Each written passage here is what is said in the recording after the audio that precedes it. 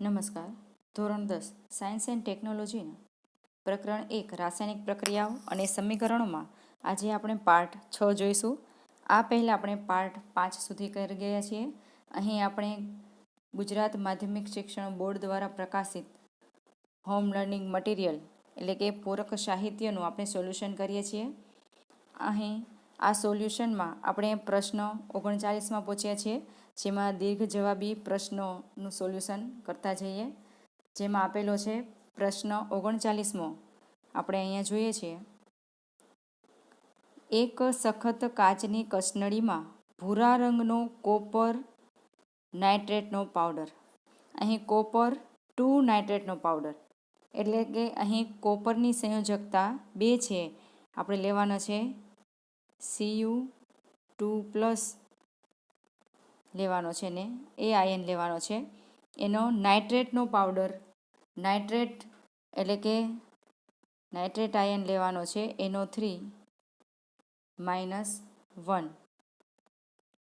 અહીં નાઇટ્રેટ આયનની સંયોજકતા -1 છે અને આ કોપર 2 આયન એટલે કે કોપરની 2 સંયોજકતા છે એવો કોપર લેવાનો છે. આપણે ભૂકો, આનો ભૂકો લેવાનો છે કોપર નાઇટ્રેટનો, જેને ગરમ કરતાં કોપર ઓક્સાઇડ કાળા રંગનો બને છે અને ઓક્સિજન વાયુ અને તપકીરિયા બદામી રંગનો વાયુ X બને છે. અહીં આપણે ધીમે ધીમે વાક્ય વાંચતા જઈએ અને તેનું સમીકરણ પણ બનાવતા જઈએ તો વધારે ખ્યાલ આવશે. અહીં પ્રક્રિયા કરવાની છે. એક સખત કાચની કસનળીમાં ભૂરા રંગનો કોપર નાઇટ્રેટનો ભૂકો લેવાનો છે. આપણે સમીકરણ બનાવીએ તો કોપર નાઇટ્રેટ એટલે કે CuNO3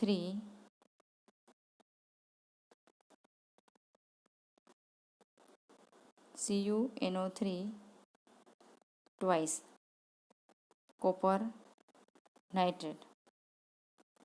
હવે જુઓ, અહીંયા આપણે કોપર નાઇટ્રેટ Cu2+ નાઇટ્રેટનું NO3-1 સંયોજકતા છે. બંનેની સંયોજકતાને એકબીજા સાથે ગુણાવી દો તો અહીં કોપર 1 લેવાના છે અને નાઇટ્રેટના 2 અણુ આપણે લેવાના છે, કારણ કે કોપરની ઉપર 2 સંયોજકતા છે એટલે એના 2 આપણે અણુ લીધા. તો કોપર નાઇટ્રેટનું રાસાયણિક સૂત્ર બને છે CuNO3 ટ્વાઇસ. આ કોપર નાઇટ્રેટને આપણે ગરમ કરવાનો છે એટલે કે પ્રક્રિયા કરવાની છે ઉષ્મા આપીને. એટલે એને ઉષ્મા આપતા, અહીં ઉષ્મા આપવાની છે. ઉષ્મા આપીએ ત્યારે તેમાંથી બને છે કોપર ઓક્સાઇડ કાળા રંગનો. કોપર ઓક્સાઇડ એટલે કે CaO+, તેમાં બને છે ઓક્સિજન વાયુ. અહીં આપેલો છે કોપર ઓક્સાઇડ લખી નાખો CaO, આ સાથે ઓક્સિજન વાયુ એટલે કે O2, અને તેની સાથે બને છે તપકીરિયા બદામી રંગનો વાયુ X. અહીં X વાયુ છે જેનું આપણે નામ શોધવાનું છે, શું હોઈ શકે એનો આપણે અંદાજ મેળવવાનો છે. હવે જો અહીં પ્રક્રિયક એક જ છે અને તેની નીપજ 2 કરતાં વધુ છે, માટે આ પ્રક્રિયા કઈ છે એનો આપણે ખ્યાલ આવી જ જાય કે આપેલ પ્રક્રિયા એ વિઘટનની પ્રક્રિયા છે. ઉષ્મીય વિઘટન થાય છે. આમાં ઉષ્મા આપવાથી તેનું વિઘટન થતું જોવા મળે છે. જેમાં અહીં આપેલું છે કે કોપરમાંથી કોપર ઓક્સાઇડ બને છે. આ CuO કોપર ઓક્સાઇડ છે આ. તો અહીં કોપરનો 1 પરમાણુ, તો આ બાજુ પણ 1 પરમાણુ છે. અહીં ઓક્સિજન છે તો હવે પાછળ વધે છે તો અહીં જે ખૂટે છે એ N છે. એટલે જે આપણે વાયુ મળે છે એ N ઉપરથી મળે છે અને ઓક્સિજન પણ ઘટે છે, એટલે મળતો વાયુ છે એ NO2 એટલે કે નાઇટ્રોજન ઓક્સાઇડ હોઈ શકે, ડાયોક્સાઇડ. અહીં નાઇટ્રોજન ડાયોક્સાઇડ છે, 2 ઓક્સાઇડ છે માટે એને કહેશું આપણે નાઇટ્રોજન ડાયોક્સાઇડ. આપણને આ જે વાયુ મળે છે તપકીરિયા રંગનો એ નાઇટ્રોજન ડાયોક્સાઇડ વાયુ છે. હવે આપણે આગળ જોતા જઈએ. આટલું આપણે ઉપરનું વાક્ય વાંચ્યા બાદ આપણે આટલું કરી શકીએ હવે ત્યારબાદ આગળ જોતા જઈએ, પ્રશ્ન આપેલો છે કે આ પ્રક્રિયાનું સમતોલિત રાસાયણિક સમીકરણ લખો. અહીં આપણે આ જે સમીકરણ લખેલું છે એ માળખાકીય સમીકરણ છે અને સમતોલિત કરેલું નથી. આ તો આપણે વાક્ય વાંચતા ગયા અને સમીકરણ બનાવતા ગયા. હવે આપણે એને સમતોલિત કરવાનું છે. તો સમતોલિત કરવા માટે આપણે અગાઉ પણ જોઈ ગયા છીએ કે જેના સૌથી વધુ પરમાણુ હોય ત્યાંથી સમતોલિત કરવાનું શરૂ કરવાનું. તો અહીં જોઈએ તો ઓક્સિજનના સૌથી વધુ છે. અહીં ઓક્સિજનના 3, એની સાથે ગુણ્યા છે 2, એટલે 3 દુ 6 ઓક્સિજનના છે. જ્યારે નિપજમાં અહીં 2 ઓક્સિજન, અહીં પણ 2 ઓક્સિજન એટલે 4, અને અહીં 1 ઓક્સિજન એટલે કે 5. જો અહીં કોપરની આગળ આપણે સહગુણક 2 મૂકી દઈએ તો અહીં ઓક્સિજનના 2 એટલે કે અહીંયા બધે જ થઈ જાય છે 6. પણ અહીં કોપરના 2 છે તો અહીં પણ આપણે આગળ 2 મૂકવા પડે. તો ફરીથી જુઓ, કોપરના 2, નિપજમાં પણ કોપરના 2 છે. હવે N તો અહીં 2 ગુણ્યા આગળના 2 છે એટલે નાઇટ્રોજન 2 છે. તો અહીં N એક જ તમને આપેલો છે. Nની સંખ્યા એક જ છે. જ્યારે અહીં N છે આ 2 ગુણે છે અને અહીં ટ્વાઇસ છે એટલે બીજા 2, 2 દુ 4. નાઇટ્રોજન 4 છે, જ્યારે અહીં નાઇટ્રોજન એક જ છે તો આપણે અહીં એને 4 વડે ગુણવા પડે.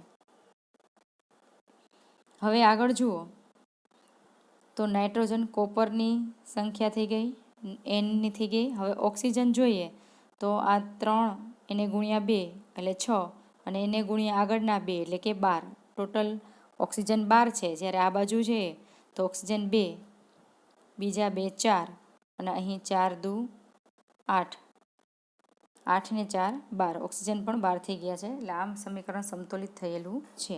આ રીતે તમે સમીકરણ છે સમતોલિત કરી શકો. ત્યારબાદ બી પ્રશ્નમાં કીધું છે ઉત્પન્ન થતો તપકીરિયા રંગનો વાયુ X ઓળખો. હવે આપણે જોઈ ગયા કે ઉત્પન્ન થતો તપકીરિયા રંગનો જે વાયુ છે એ નાઇટ્રોજન ડાયોક્સાઇડ છે, NO2. તો અહીં જવાબ આવશે Xનો આપેલ વાયુ નાઇટ્રોજન ડાયોક્સાઇડ એટલે કે NO2 છે. ત્યારબાદ સી પ્રક્રિયાનો પ્રકાર ઓળખો. હમણાં જ આપણે જોઈ ગયા કે પ્રક્રિયક એક જ છે, તેને ઉષ્મા આપવાથી તેના 2 કે તેનાથી વધુ નિપજ તૈયાર થાય છે. માટે આપેલ ઘટના એ વિઘટન ઘટના છે. તો આપણે કહી શકીએ આપેલી પ્રક્રિયા એ વિઘટન પ્રક્રિયા છે.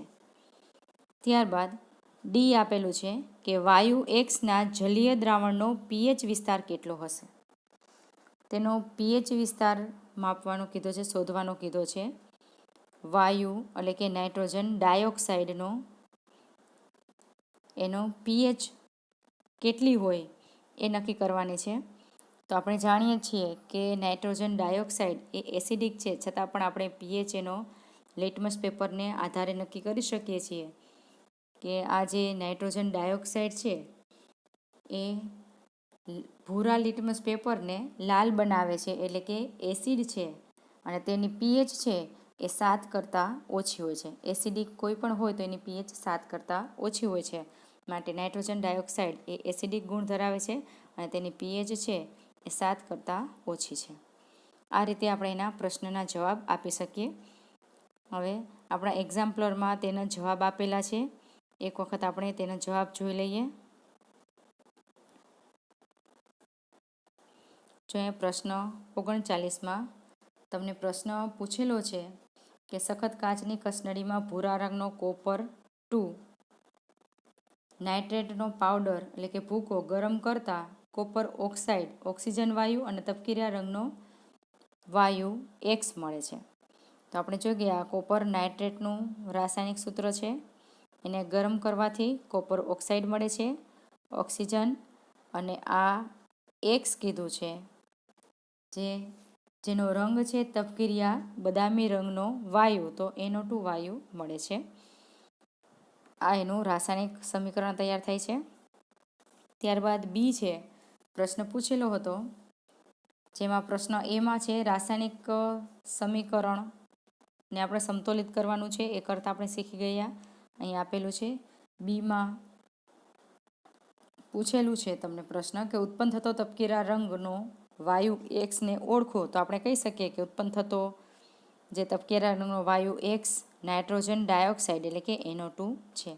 આપેલ પ્રક્રિયા વિઘટન પ્રક્રિયા છે, કારણ કે પ્રક્રિયક એક છે અને તેને ઉષ્મા આપવાથી તેનું 2 કે તેથી વધુ નિપજોમાં રૂપાંતર થાય છે, માટે વિઘટન પ્રક્રિયા છે.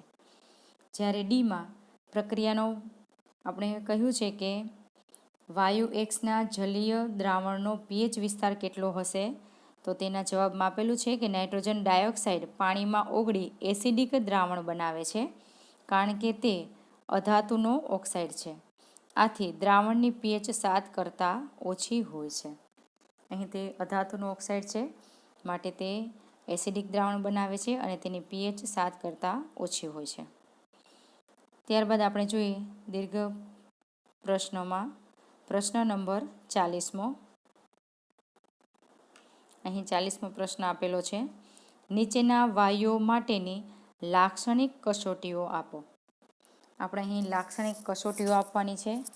ટૂંકમાં આપણે carbon dioxide, sulphur dioxide, oxygen અને હાઇડ્રોજનના લાક્ષણિક કસોટીઓ આપવાની છે, કે જેથી તેના અમુક ટિપિકલ એના ગુણ જે છે એ આપણે એમાંથી કહેવાના છે. જેમાં આ 4 આપણે હોમ લર્નિંગ સોલ્યુશનમાં એના જવાબ આપેલા છે, એના આધારે જ આપણે સમજીએ. તો અહીં આપણે જવાબમાં આપેલું છે લાક્ષણિક કસોટીઓમાં પ્રશ્ન 40. લાક્ષણિક કસોટીમાં સૌથી પહેલી કસોટી આપણે કરવાની છે કાર્બન ડાયોક્સાઇડની, અને અહીં કાર્બન ડાયોક્સાઇડ માટેની લાક્ષણિક કસોટી આપી છે, જેમાં કહ્યું છે કે કાર્બન ડાયોક્સાઇડ વાયુને ચૂનાના પાણીમાંથી પસાર કરવામાં આવે છે ત્યારે તેને દૂધિયું બનાવે છે. તેનું કારણ છે કે અદ્રાવ્ય કેલ્શિયમ કાર્બોનેટનું નિર્માણ થાય છે. અહીં કાર્બન ડાયોક્સાઇડની વાત કરી છે, જે આપણે આગળ પ્રકરણ 1માં જોઈ ગયા છીએ.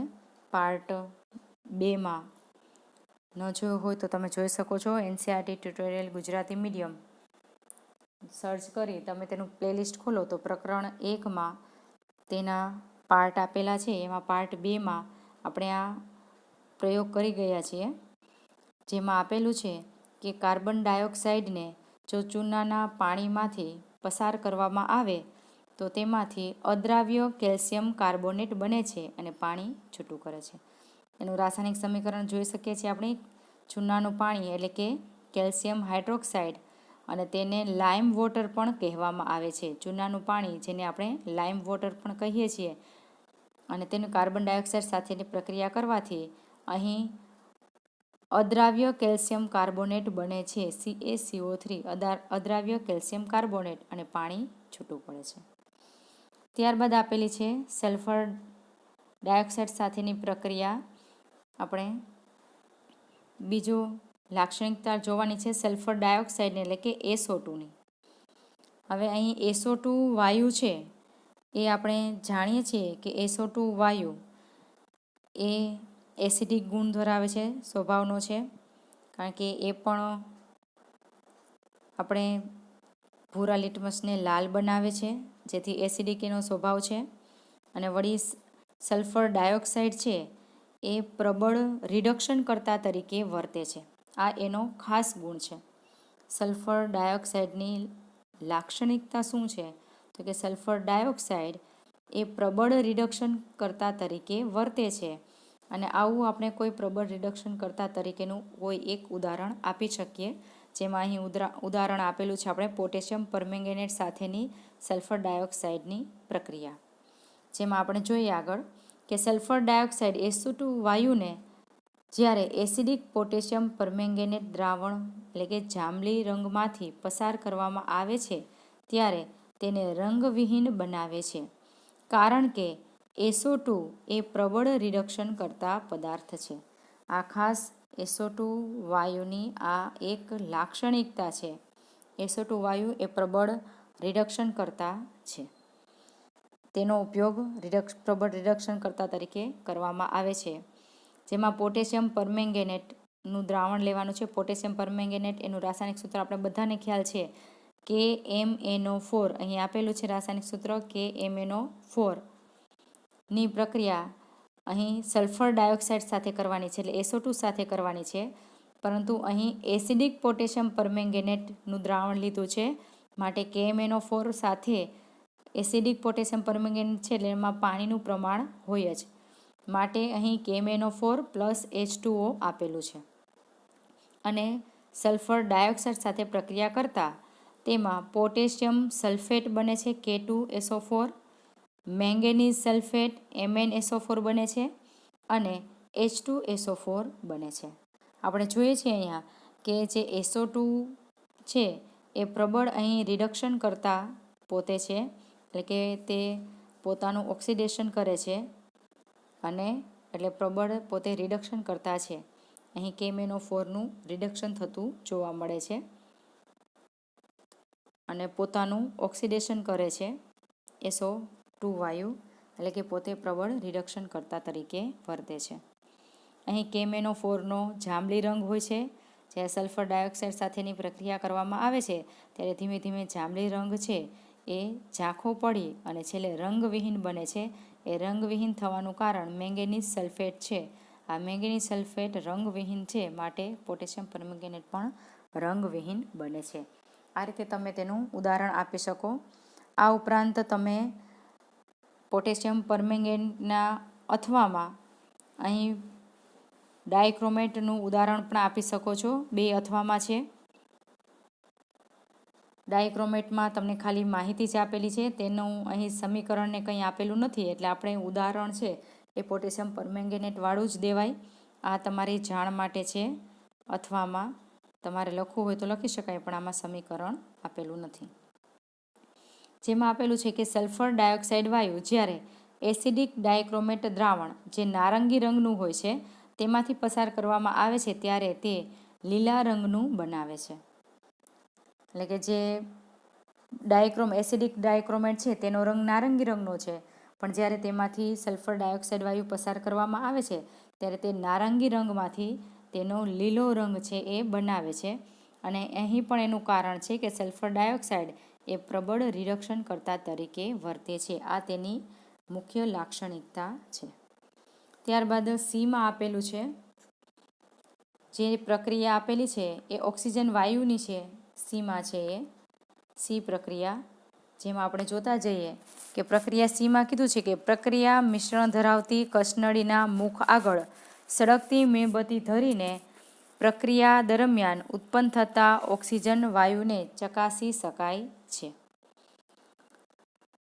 અહીં ઓક્સિજન વાયુ છે એ કઈ રીતે ખબર પડશે, તો કે પ્રક્રિયા દરમિયાન જે ઓક્સિજન વાયુ ઉત્પન્ન કરેલો હોય કસનળીમાં, તો એ કસનળી આગળ આપણે સળગતી દીવાસળી જો રાખીએ, સળગતી દીવાસળીને ઓલવાવીને અને પછી જો એને પાછી ઓક્સિજનવાળી કસનળીમાં જવા દઈએ તો ઓક્સિજનને કારણે આ જે દીવાસળી છે એ જ્યોતની તીવ્રતા સાથે સળગે છે. આનો અર્થ એવો છે કે ઓક્સિજન છે એ દહન કરવામાં મદદ કરે છે. આ એનો મૂળ ગુણ છે, આ એની લાક્ષણિકતા છે.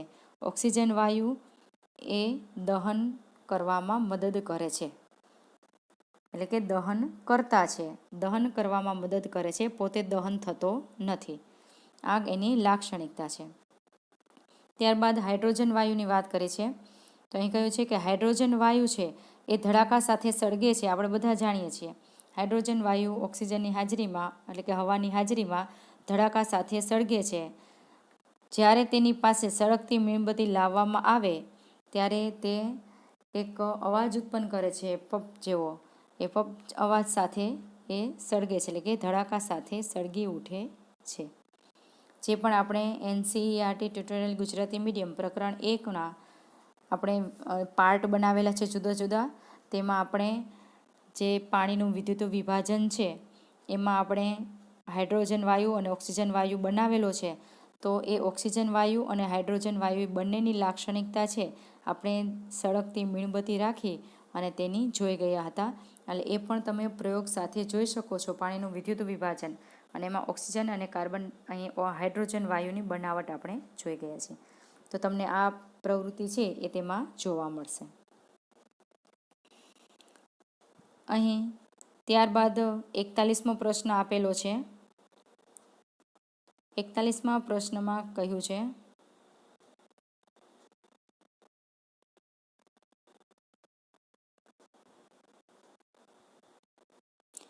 શું થશે જ્યારે એક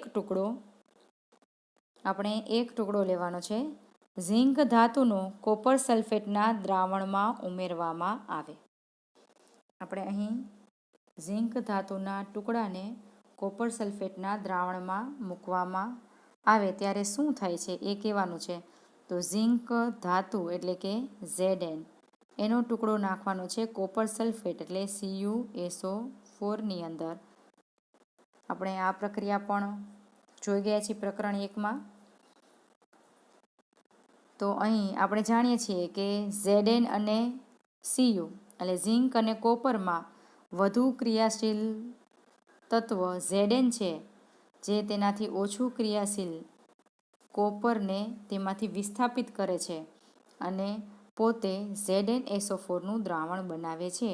એટલે કે અહીં કોપર છે એને વિસ્થાપિત કરે છે, એને છૂટું કરે છે અને દ્રાવણ બનાવે છે ZnSO4. આ રીતેનું દ્રાવણ બનાવે છે. અહીં Zn છે એ સોલિડ છે, CuSO4 છે એનું દ્રાવણ છે એક્વાયસ, કોપર ધાતુ છે એટલે કે અહીં સોલિડ છે અને ZnSO4 એ દ્રાવણ છે. તો આ રીતે આખી પ્રક્રિયા થતી જોવા મળે છે. તો આપણે કહી શકાય કે શું થશે, તો આપણે કહી શકીએ કે જ્યારે ઝીંક ધાતુનો કોપર સલ્ફેટના દ્રાવણમાં ઝીંક ધાતુના ટુકડાને કોપર સલ્ફેટના દ્રાવણમાં ઉમેરવામાં આવે છે ત્યારે ઝીંક ધાતુ છે એ કોપરનું વિસ્થાપન કરે છે અને પોતે ZnSO4 દ્રાવણ બનાવે છે. એટલે કે અહીં વિસ્થાપન પ્રક્રિયા થાય છે એવું કહી શકાય. અહીં કોપર સલ્ફેટનો રંગ ભૂરો હોય છે, જ્યારે ZnSO4નો રંગ છે એ રંગવિહીન બને છે. ત્યારબાદ બી જોઈએ. એલ્યુમિનિયમ ધાતુ મંદ હાઇડ્રોક્લોરિક એસિડમાં ઉમેરવામાં આવે. અહીં બી લઈએ. એલ્યુમિનિયમ ધાતુ લેવાની છે. આપણે સમીકરણ બનાવતા જઈએ. એલ્યુમિનિયમ એટલે કે Al ધાતુ મંદ હાઇડ્રોક્લોરિક એસિડ સાથે એટલે કે HCl સાથે પ્રક્રિયા કરવામાં આવે ત્યારે શું થાય છે. અહીં HCl સાથે પ્રક્રિયા કરવામાં આવે છે ત્યારે આપણે જોઈએ છીએ કે એલ્યુમિનિયમ વધુ ક્રિયાશીલ તત્વ છે, હાઇડ્રોજન એનાથી ઓછું ક્રિયાશીલ છે. એટલે કે એલ્યુમિનિયમ છે HClમાંથી હાઇડ્રોજન વાયુને છૂટો કરે છે. એટલે કે અહીં હાઇડ્રોજન વાયુ મળે છે અને ત્યારબાદ મળે છે AlCl2 એટલે કે એલ્યુમિનિયમ ક્લોરાઇડ આપણને મળે છે. સમીકરણને સમતોલિત કરો તો હાઇડ્રોજનના અહીં 2 છે, આ બાજુ હાઇડ્રોજન 1 જ છે. જો અહીં 2 મૂકવામાં આવે તો ક્લોરાઇડના 2 બને છે, હાઇડ્રોજનના 2 બને છે. આ બાજુ પણ ક્લોરીનના 2 બને છે, હાઇડ્રોજનના 2, એલ્યુમિનિયમનો 1, તો આ બાજુ પણ એલ્યુમિનિયમનો 1. તો આ રીતે પણ સમીકરણ સમતોલિત છે એમ કહી શકાય. તો આપણે કહી શકીએ કે એલ્યુમિનિયમ ધાતુને મંદ હાઇડ્રોક્લોરિક એસિડમાં ઉમેરવામાં આવે છે ત્યારે અહીં વિસ્થાપન પ્રક્રિયા થતી જોવા મળે છે. એલ્યુમિનિયમ વધુ સક્રિય ધાતુ છે, એનાથી ઓછી સક્રિય એવા હાઇડ્રોજન વાયુને મુક્ત કરે છે. એટલે કે વિસ્થાપન પ્રક્રિયા થાય છે તેવું કહી શકાય. ત્યારબાદ આગળ આપેલું છે સી. એમાં જોઈએ તો સીમાં આપેલું છે સિલ્વર ધાતુ કોપર સલ્ફેટના દ્રાવણમાં ઉમેરવામાં આવે. તો અહીં સિલ્વર ધાતુ એટલે કે Ag એને આપણે કોપર સલ્ફેટના દ્રાવણમાં ઉમેરવામાં આવે છે. એટલે કે CuSO4ના દ્રાવણમાં ઉમેરવામાં આવે ત્યારે શું થાય છે. તો આપણે જોઈએ કે Ag અને Cu આ બંનેમાં Ag એટલે કે જે સિલ્વર છે એ ઓછું ક્રિયાશીલ છે, જ્યારે કોપર છે એ વધુ ક્રિયાશીલ છે. માટે અહીં સિલ્વર ઓછું ક્રિયાશીલ હોવાથી તેનાથી વધુ સક્રિય ક્રિયાશીલ ધાતુનું વિસ્થાપન કરી શકતી નથી. એટલે કે અહીં કોઈ પ્રક્રિયા થતી નથી. જ્યારે એમાં અને બીમાં બંનેમાં વિસ્થાપન પ્રક્રિયા થતી જોવા મળે છે, જ્યારે સીમાં એ વિસ્થાપન પ્રક્રિયા થતી નથી. આ ત્રણેય ઉપરથી આપણે એમ કહી શકીએ કે સૌથી વધુ જો ક્રિયાશીલ હોય ધાતુ તત્વ તો Al, એનાથી ઓછું ક્રિયાશીલ Zn, એનાથી ઓછું ક્રિયાશીલ હાઇડ્રોજન અને એનાથી પણ ઓછું ક્રિયાશીલ Ag. આ રીતે તમે યાદ રાખી શકો કે સિલ્વર છે એ સૌથી ઓછું ક્રિયાશીલ છે, જ્યારે એલ્યુમિનિયમ છે એ સૌથી વધુ ક્રિયાશીલ છે. તો આના આધારે તમે નક્કી કરી શકો કે એલ્યુમિનિયમ છે એ Znનું વિસ્થાપન કરી શકે, Hનું વિસ્થાપન કરી શકે, Zn છે એ Hનું વિસ્થાપન કરી શકે, પણ Ag છે એ Hનું વિસ્થાપન કરી શકે નહીં. અને હજુ કોપરની વાત કરીએ તો હાઇડ્રોજન છે અહીં એ કોપર કરતાં પણ વધુ ક્રિયાશીલ છે, એટલે કે હજુ અહીંયા Cu આવી શકે અને એનાથી છેલ્લે Ag આવી શકે.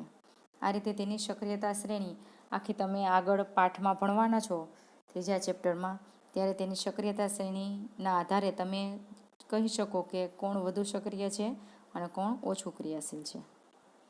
તો આ રીતે તેનું સમીકરણ છે એ સમતોલિત કરી શકો અને પ્રક્રિયા છે એ લખી શકો.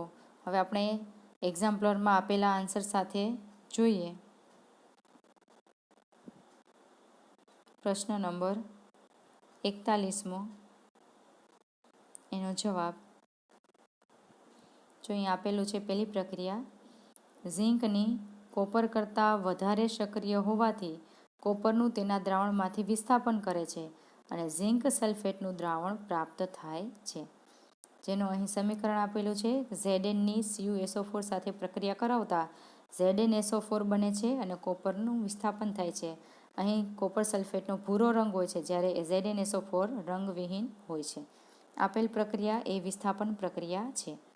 જ્યારે બી જોઈએ તો એલ્યુમિનિયમ વધારે સક્રિય હોવાથી મંદ હાઇડ્રોક્લોરિક એસિડમાંથી હાઇડ્રોજનનું વિસ્થાપન કરે છે અને હાઇડ્રોજન વાયુ મુક્ત કરે છે, જેમાં 2Al + 6HCl gives AlCl3 aqueous + 3H2.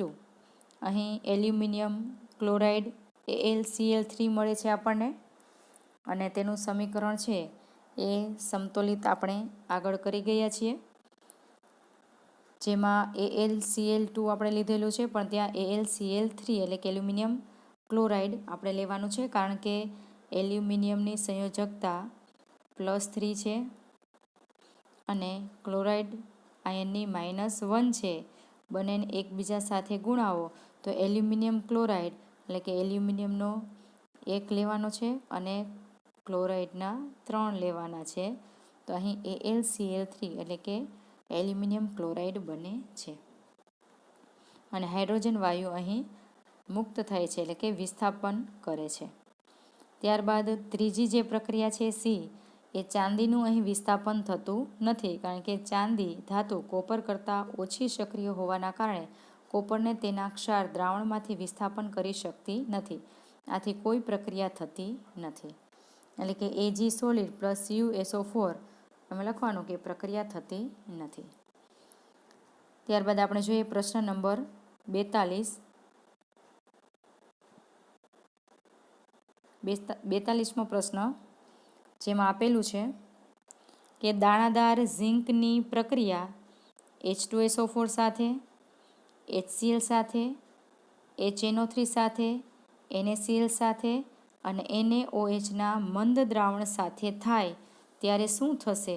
જો પ્રક્રિયા થતી હોય તો તેના રાસાયણિક સમીકરણ પણ લખો. હવે અહીં આપણે ઝીંકની પ્રક્રિયા છે H2SO4 સાથે કરવાની છે. ત્યારબાદ HCl સાથે, ત્યારબાદ HNO3 સાથે, NaCl અને NaOH સાથે કરવાની છે. તો આપણે જાણીએ છીએ કે અહીં ઝીંક છે એ હાઇડ્રોજન કરતાં વધુ સક્રિય છે, ક્રિયાશીલ છે, માટે હાઇડ્રોજન વાયુનું વિસ્થાપન કરશે, હાઇડ્રોજનનું વિસ્થાપન કરશે, એટલે કે H2SO4 સાથે તે પ્રક્રિયા કરશે.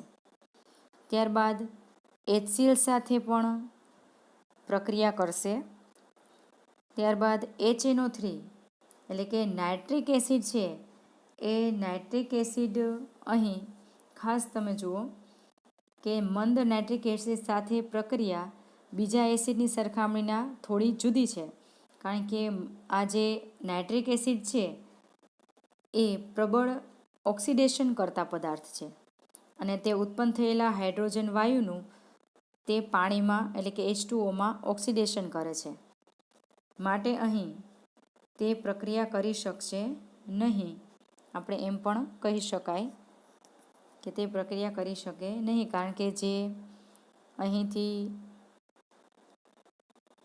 જે હાઇડ્રોજન વાયુનું વિસ્થાપન કરે છે એ હાઇડ્રોજન વાયુને શેમાં ફેરવી નાખે છે, H2Oમાં ફેરવી નાખે છે. એટલે કે નાઇટ્રિક એસિડ છે એ ઓક્સિડેશન કરતા પદાર્થ છે.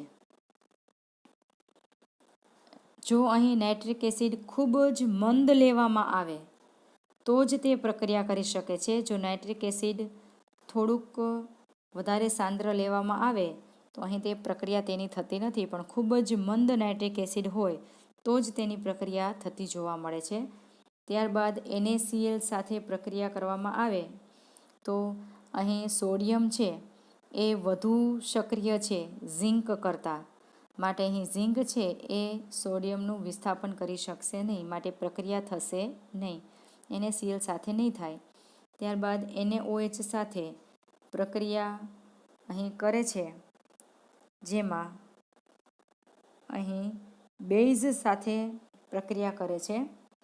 NaOH એક બેઝ છે અને ઝિંક છે એ બેઝ સાથે પ્રક્રિયા કરીને સોડિયમ ઝિંકેટ બનાવે છે અને હાઇડ્રોજન વાયુ મુક્ત કરે છે. જે આપણે એક્ઝામ્પલરમાં આના સમીકરણ આપેલા છે તે હમણાં આપણે ચકાસીએ તો આપણે આના પરથી કહી શકાય કે ઝિંક છે H2SO4 સાથે પ્રક્રિયા કરી શકે છે, HCl સાથે પણ પ્રક્રિયા કરી શકે છે. HNO3 જો ખૂબ જ મંદ હોય તો જ HNO3 સાથે પ્રક્રિયા થાય છે, નહીંતર થઈ શકતી નથી. NaCl સાથે તેની પ્રક્રિયા થઈ શકતી નથી. NaOH બેઝ છે, માટે પ્રક્રિયા બેઝ સાથે પ્રક્રિયા થઈ શકે છે. હોમ લર્નિંગ એક્ઝામ્પલરના સોલ્યુશનમાં આપણે આ પ્રશ્નના સોલ્યુશન આપેલું છે, જેમાં આપણે જોતા જઈએ. પહેલી પ્રક્રિયા છે કે ઝિંકની, પ્રશ્ન નંબર 42મો, દાણાદાર ઝિંકની પ્રક્રિયા પહેલી છે મંદ H2SO4 સાથે પ્રક્રિયા કરવામાં આવે છે. તો અહીં મંદ H2SO4 સાથે પ્રક્રિયા કરાવતા હાઇડ્રોજન વાયુ છે એ મુક્ત કરે છે. એટલે કે અહીં ઝિંક છે એ H2SO4માંથી હાઇડ્રોજનનું વિસ્થાપન કરી શકે છે. અહીં વિસ્થાપન ક્રિયા શક્ય છે, જેમાં Zn solid plus H2SO4 aqueous gives ZnSO4 aqueous plus hydrogen વાયુ, એટલે કે અહીં હાઇડ્રોજન વાયુ મુક્ત કરે છે, એટલે કે વિસ્થાપન પ્રક્રિયા થાય છે.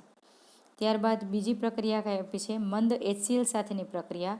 તો અહીં Zn છે એ HClમાંથી Zn વધુ ક્રિયાશીલ તત્વ છે, તે તેનાથી ઓછું ક્રિયાશીલ એવા Hનું વિસ્થાપન કરે છે, જે H2 વાયુ સ્વરૂપે મળે છે અને ZnCl2 બનાવે છે.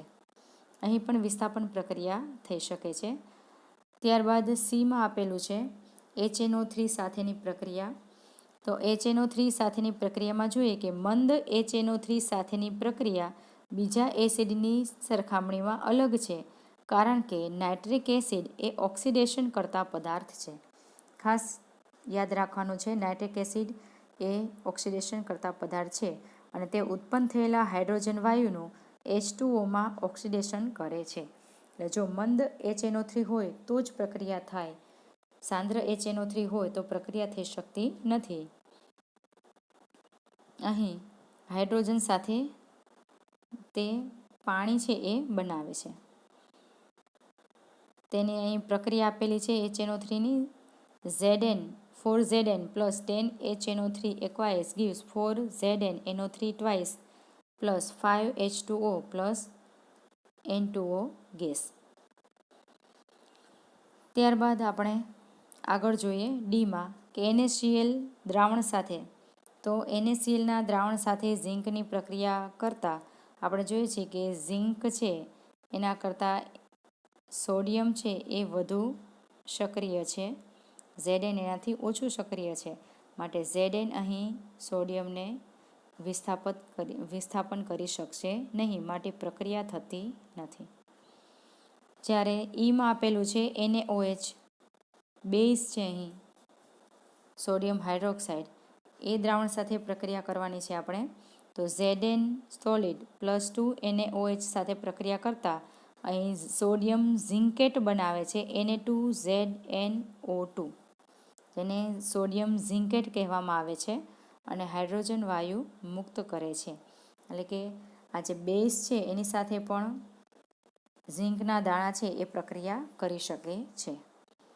ત્યારબાદ આપણે જોઈએ પ્રશ્ન નંબર 43મો.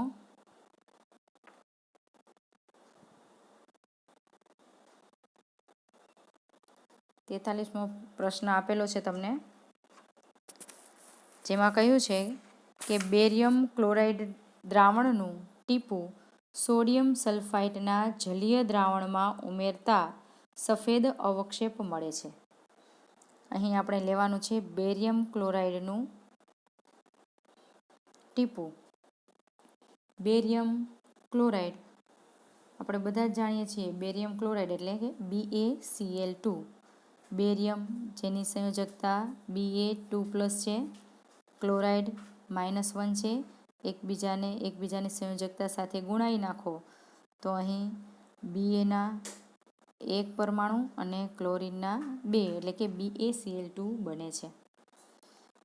આ બેરિયમ ક્લોરાઇડ દ્રાવણનું ટીપું સોડિયમ સલ્ફાઇટ સાથે કરવાની છે પ્રક્રિયા. સોડિયમ એટલે Na+ અને સલ્ફાઇટ એટલે SO3-2. આની સંયોજકતા આની સાથે ગુણાવો, આની સંયોજકતાને આની સાથે ગુણાવો તો અહીં Na2 લેવામાં આવે છે અને SO3, તો આને કહેવાય છે સોડિયમ સલ્ફાઇટ. સોડિયમ સલ્ફેટ અને સોડિયમ સલ્ફાઇટમાં ફેર છે. SO3- એને કહેવાય -2, આને કહેવાય સોડિયમ, આને કહેશું આપણે સલ્ફાઇટ, અને SO4-2 આને કહેશું સલ્ફેટ. અહીં BaCl2 સાથે જે પ્રક્રિયા થઈ છે એમાં SO3-2 આયન એટલે કે સલ્ફાઇટ સાથે જ એ પ્રક્રિયા કરે છે અને અવક્ષેપ આપે છે, અને એ અવક્ષેપ છે એ આગળ પ્રક્રિયા કરી શકે છે. SO4-2 આયન સાથે સલ્ફેટ સાથે તેની પ્રક્રિયા થઈ શકતી નથી. બાકી સલ્ફાઇટ અને સલ્ફેટમાં બીજો કોઈ ઝાઝો ડિફરન્સ નથી, બંને સમાન જેવા જ હોય છે. જેમાં આપણે અહીં જોતા જઈએ, બેરિયમ ક્લોરાઇડ એટલે કે સમીકરણ બનાવીએ BaCl2 પ્લસ સોડિયમ સલ્ફાઇટ એટલે Na2SO3 સાથે પ્રક્રિયા થઈ દ્રાવણમાં ઉમેરતા સફેદ અવક્ષેપ મળે છે. આપણે જાણીએ છીએ કે એના અવક્ષેપ છે એ BaSO4 ના અવક્ષેપ મળે છે, એટલે કે બેરિયમ સલ્ફાઇટના અવક્ષેપ મળે છે, અને એની સાથે સોડિયમ ક્લોરાઇડ NaCl પણ મળે છે. અહીં BaSO4ના અવક્ષેપ મળે છે, અવક્ષેપણ પ્રક્રિયા છે, અને અવક્ષેપણ પ્રક્રિયા એ દ્વિવિસ્થાપન પ્રક્રિયા છે. આ રીતે કહી શકાય. આપણે જોઈએ છીએ કે અહીં ક્લોરાઇડ આયન છે એ Na સાથે જોડાય છે, એટલે કે અને SO3-2 આયન છે એ Ba સાથે જોડાય છે. BaSO3 છે અહીંયા. તો અહીંયા આ રીતે આયનોની આપલેની પ્રક્રિયા થાય છે. આ આયનની આપલેની પ્રક્રિયા થવાને કારણે તેને દ્વિવિસ્થાપન પ્રક્રિયા પણ કહે છે. આ સિવાય તેના અવક્ષેપ મળે છે, માટે તેને અવક્ષેપણ પ્રક્રિયા પણ કહેવામાં આવે છે. હવે અહીં સમીકરણ સમતોલિત કરીએ તો અહીં સોડિયમના 2 પરમાણુ છે પ્રક્રિયકમાં, જ્યારે અહીં સોડિયમનો 1 જ છે, તો અહીં 2 વડે ગુણાવી દઈએ તો સોડિયમના 2 થાય છે. ત્યારબાદ અહીં ક્લોરીનના 2 છે, તો પ્રક્રિયકોમાં પણ ક્લોરીનના 2 છે. B એનું 1 છે, નિપજમાં પણ 1 છે. SO3 1 છે, અહીં પણ SO3 1 છે, તો આ સમીકરણ સમતોલિત છે એમ કહી શકાય. હવે ત્યારબાદ અહીં આપેલું છે આ રાસાયણિક સમીકરણ આપણે લખ્યું. હવે બેરિયમ ક્લોરાઇડનું ટીપું સોડિયમ સલ્ફાઇટના જલીય દ્રાવણમાં ઉમેરતા સફેદ અવક્ષેપ મળે છે. એ અવક્ષેપ મળે છે BaSO3ના. ત્યારબાદ પ્રશ્ન પૂછ્યો છે કે સંકળાયેલી પ્રક્રિયાનું સમતોલિત રાસાયણિક સમીકરણ લખો. તો આપણે આ સમતોલિત રાસાયણિક સમીકરણ ઉપર દર્શાવી રીતે લખી શકાય. બી કીધું છે આ અવક્ષેપણ પ્રક્રિયાનું બીજું કયું નામ આપી શકાય.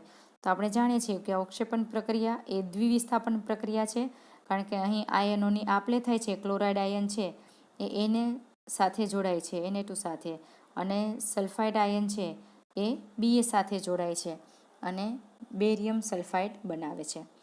માટે અહીં દ્વિવિસ્થાપન પ્રક્રિયા છે એ એનું બીજું નામ છે. સી આપેલું છે પ્રક્રિયા મિશ્રણમાં મંદ હાઇડ્રોક્લોરિક એસિડ ઉમેરતા સફેદ અવક્ષેપ અદૃશ્ય થાય છે.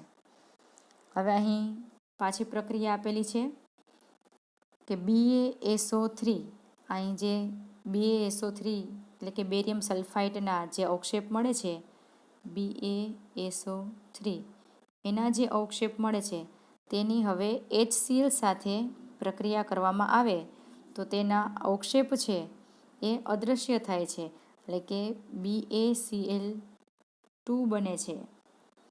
તેની સાથે સાથે પાણી બને છે અને એની સાથે સાથે સલ્ફર ડાયોક્સાઇડ વાયુ મુક્ત થાય છે. અહીં BaSO4ના અવક્ષેપ મળે છે, એની હાઇડ્રોક્લોરિક એસિડ સાથે પ્રક્રિયા કરતાં તે તેમાં દ્રાવ્ય થઈ જાય છે અને બેરિયમ ક્લોરાઇડ છે એ મળે છે. આ સાથે સાથે પાણી અને સલ્ફર ડાયોક્સાઇડ વાયુ ઉત્પન્ન થાય છે. આમ કહી શકાય કે BaCl2 પાણીમાં દ્રાવ્ય છે, માટે તેના સફેદ અવક્ષેપ છે એ તેમાં ઓગળી જાય છે તેમ કહી શકાય. હવે તેનું સમીકરણ અને તેનું સોલ્યુશન આપણે જોઈએ.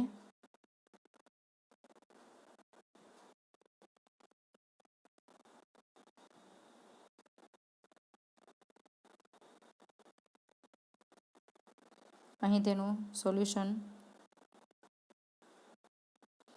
અહીં પ્રશ્ન 43નો જવાબ આપેલો છે હોમ લર્નિંગ સોલ્યુશનમાં, જેમાં કહ્યું છે કે સમતોલિત રાસાયણિક સમીકરણ સોડિયમ સલ્ફાઇટ Na2SO3ની બેરિયમ ક્લોરાઇડ BaCl2 સાથે પ્રક્રિયા કરવાથી બેરિયમ સલ્ફાઇટના અવક્ષેપ મળે છે. અહીં અવક્ષેપ મળે છે સફેદ રંગના, અને સોડિયમ ક્લોરાઇડ NaCl મળે છે.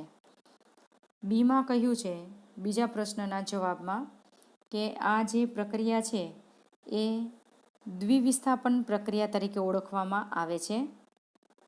અહીં અવક્ષેપણ પ્રક્રિયા છે અને તેનું બીજું નામ આપ્યું છે દ્વિવિસ્થાપન પ્રક્રિયા, કારણ કે અહીં આયનોની આપલે થાય છે માટે તેને દ્વિવિસ્થાપન પ્રક્રિયા કહે છે. જ્યારે સી એનો જે જવાબ છે એમાં કહ્યું છે કે BaSO3 એટલે કે બેરિયમ સલ્ફાઇડ એ નિર્બળ એસિડ H2SO3નો ક્ષાર છે. આથી HCl જેવા મંદ એસિડ બેરિયમ સલ્ફાઇડનું વિઘટન કરી સલ્ફર ડાયોક્સાઇડ વાયુ ઉત્પન્ન કરે છે, જે બળતા સલ્ફર જેવી વાસ ધરાવે છે.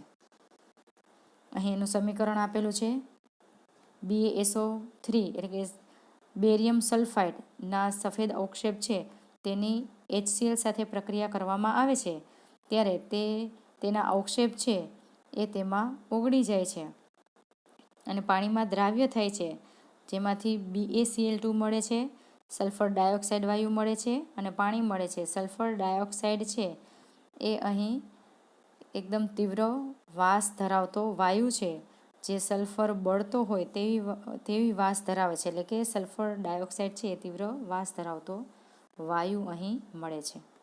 ત્યારબાદ કહ્યું છે કે BaCl2 પાણીમાં દ્રાવ્ય છે, આથી સફેદ અવક્ષેપ ઓગળી જાય છે. આમ અહીં 43માં પ્રશ્નનું આપણે સોલ્યુશન કરી શકીએ. ત્યારબાદ આગળ છેલ્લો પ્રશ્ન છે 44મો પ્રશ્ન દીર્ઘ પ્રશ્નમાં. એમાં કહ્યું છે કે તમને કોપર અને એલ્યુમિનિયમમાંથી બનાવેલા 2 પાત્ર આપેલા છે.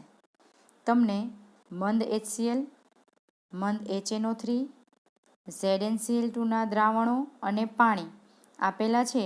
આ દ્રાવણને ઉપરયુક્ત કયા પાત્રમાં રાખી શકાય? એટલે કે અહીં 2 પાત્ર લેવાના છે, જેમાં એક કોપરનું અને એક એલ્યુમિનિયમનું પાત્ર છે. ત્યારબાદ એમાં આપણે બંનેમાં HCl રાખવાનો છે, રાખી શકાય કે નહીં એ જોવાનું છે.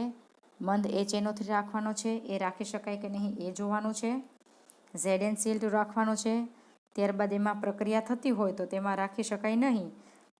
અને પાણી રાખવાનું છે. જો પાણીની અને આ કોપરની કે એલ્યુમિનિયમની પ્રક્રિયા થતી હોય તો એ પણ રાખી શકાય નહીં.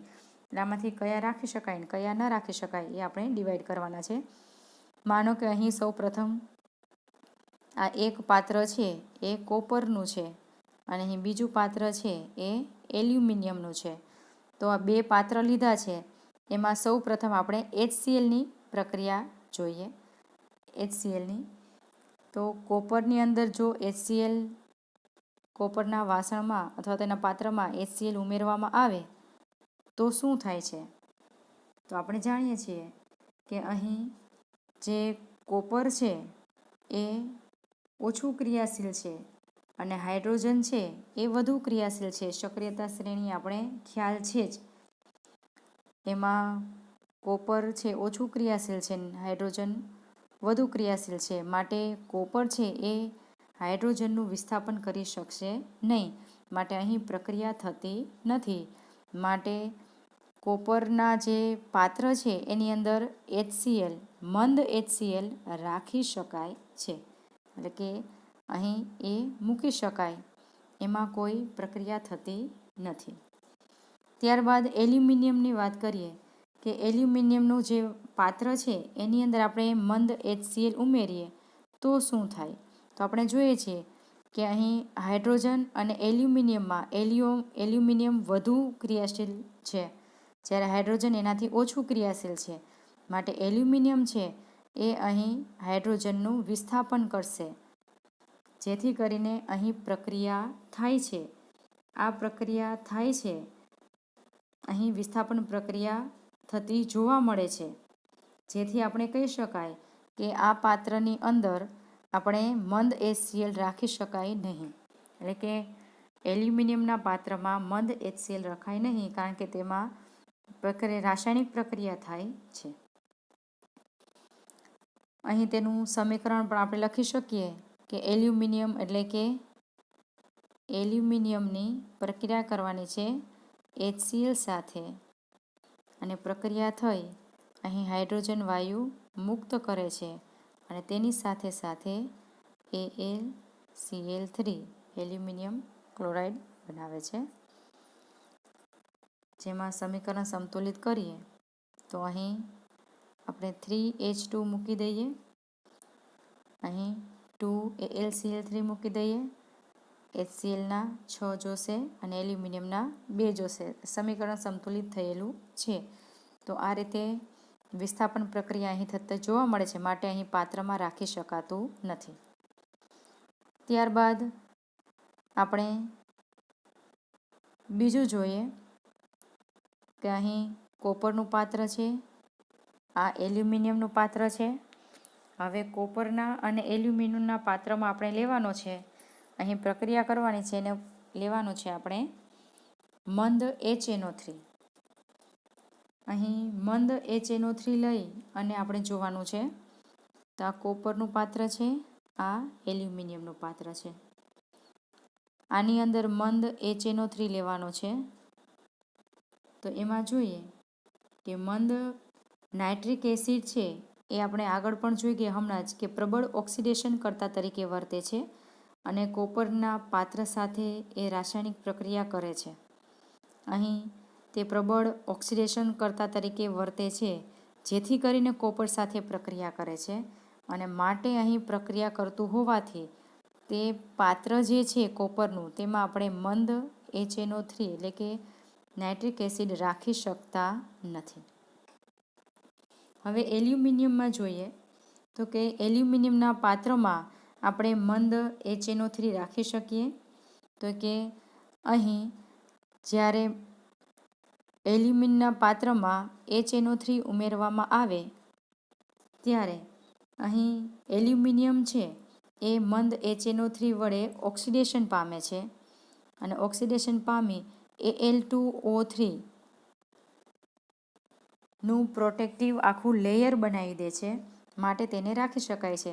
એટલે કે એલ્યુમિનિયમના પાત્રમાં જ્યારે HNO3 ઉમેરવામાં આવે એટલે અહીં એલ્યુમિનિયમના પાત્રમાં અહીં આખું લેયર બનાવી દે છે. એ લેયર છે Al2O3, આનું આખું લેયર બનાવી દે છે, જેથી એલ્યુમિનિયમના પાત્રને કોઈ નુકસાન થશે નહીં, એટલે એની સાથે કોઈ રિએક્શન થશે નહીં. આખું પ્રોટેક્ટિવ લેયર બનાવી દે છે એલ્યુમિનિયમના પાત્રનું, માટે તેની અંદર HNO3ને આપણે રાખી શકીએ છીએ. તો આમ નાઇટ્રિક એસિડ કોપરના પાત્રમાં ન રાખી શકાય, જ્યારે નાઇટ્રિક એસિડ એલ્યુમિનિયમના પાત્રમાં રાખી શકાય, કારણ કે આખું પ્રોટેક્ટિવ લેયર બનાવે છે. આ ખાસ આપણે યાદ રાખવાનું છે. ત્યારબાદ આપણે ત્રીજું જોઈએ ZnCl2. તો ZnCl2 છે એ કોપરના પાત્રમાં રાખી શકાય કે એલ્યુમિનિયમના પાત્રમાં રાખી શકાય, એની આપણે ચકાસણી કરીએ. તો અહીં કોપરનું પાત્ર, એલ્યુમિનિયમનું પાત્ર, અહીં આપણે ઉમેરવાનું છે ZnCl2. તો જુઓ, આપણે જાણીએ છીએ કે Zn છે એ અહીં વધુ ક્રિયાશીલ છે.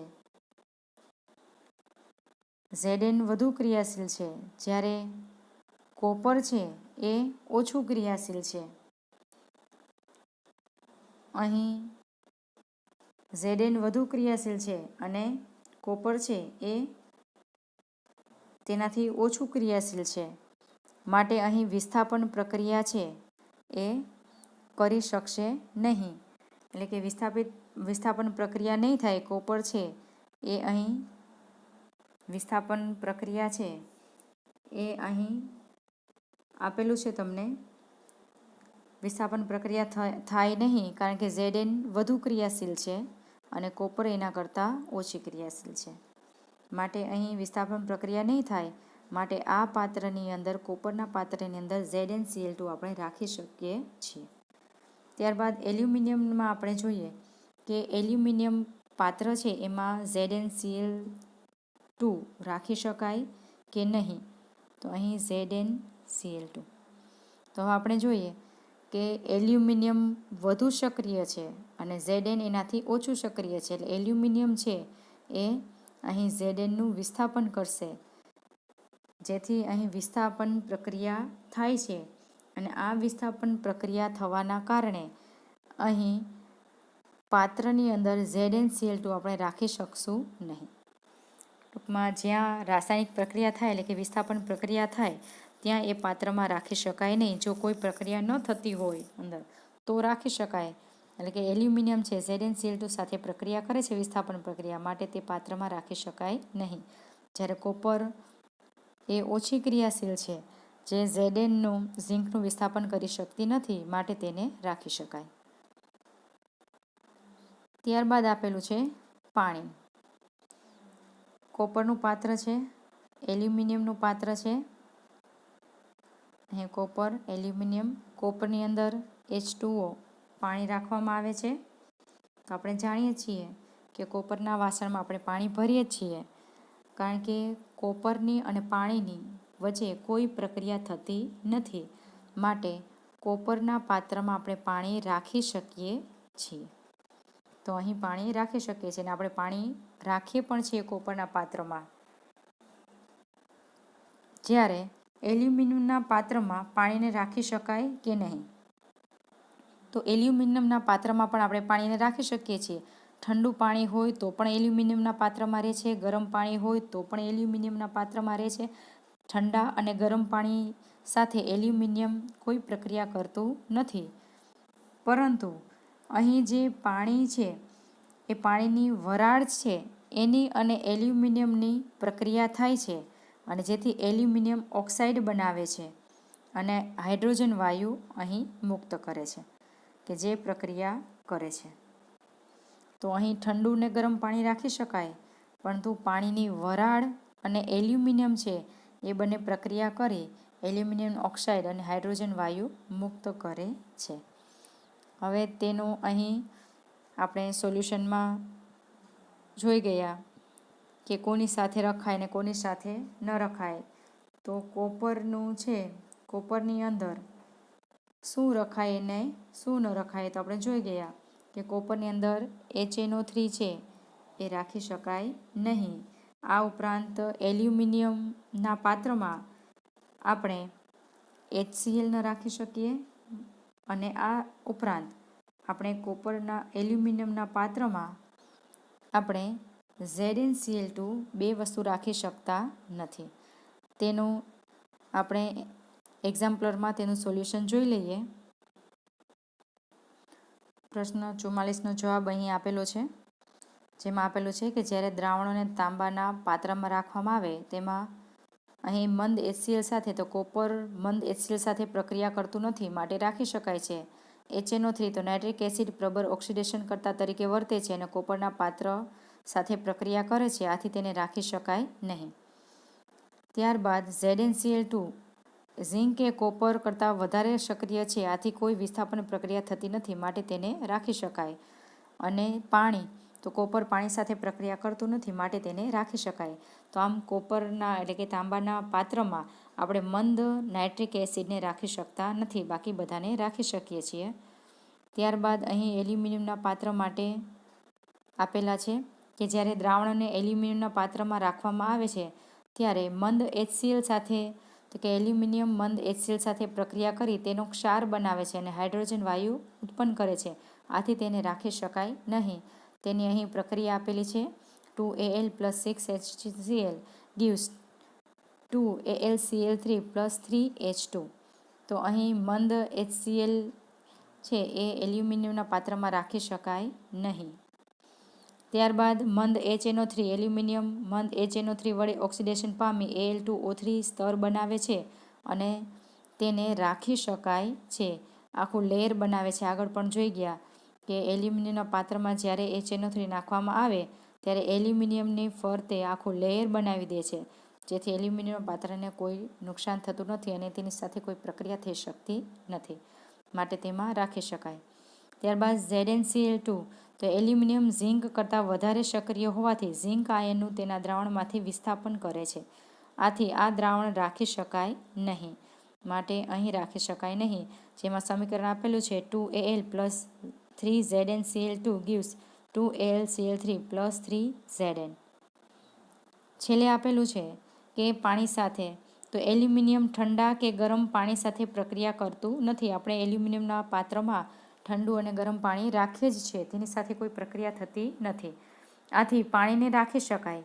પરંતુ એલ્યુમિનિયમ પાણીની વરાળ સાથે પ્રક્રિયા કરી એલ્યુમિનિયમ ઓક્સાઇડ અને હાઇડ્રોજન વાયુ બનાવે છે, જેનું સમીકરણ આપેલું છે 2Al + 3H2O gives Al2O3 solid + 3H2 gas. તો આમ અહીં આપણે 44 પ્રશ્નનું સોલ્યુશન કરી ગયા. તો અહીં આપણે પ્રકરણ 1 હોમ લર્નિંગ સોલ્યુશન કમ્પ્લીટ કરીએ છીએ. ત્યારબાદ નવા ચેપ્ટરમાં મળીશું.